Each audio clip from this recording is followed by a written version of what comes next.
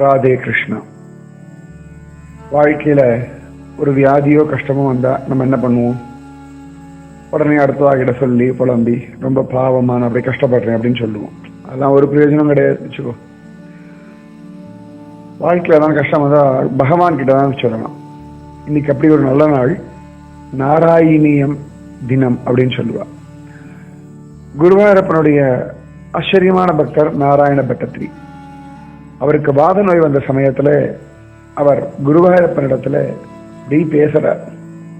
பாகவத விஷயங்கள் எல்லாம் சொல்லி, இப்படிதானே நீ பண்ணாய், நீ தானே உரலை இழுத்துட்டு போனாய், நீ தானே மத்ஸ்யாவதாரமா வந்தாய், இப்படி ஒவ்வொன்றா கேள்வி கேட்க குருவாயூரப்பன் பதில் சொன்னான். அதுதான் நாராயணீயம். 1000 ஸ்லோகங்கள்ல பாகவத லீலையை சொன்னார். அதை சொன்னதுக்கு அப்புறமா அவருக்கு அழகா பகவத் தரிசனம் கிடைச்சது, அவரோட வியாதி சரியாச்சு. அதனால எதுவாக இருந்தாலும் சுவாமி கிட்ட சொல்லு, அவர்கிட்ட பேசி, என்ன கஷ்டம் வந்தாலும் அது பகவத் அனுகிரகமா மாத்திக்கும். இனிமேல் எது வந்தாலும் உடனே அதை அப்படியே கிருஷ்ணன் கிட்ட சொல்லி, கிருஷ்ணன் கிட்ட இருந்து கருணையும் அனுகிரகத்தையும் வாங்கிக்கிற வழியை பாரு.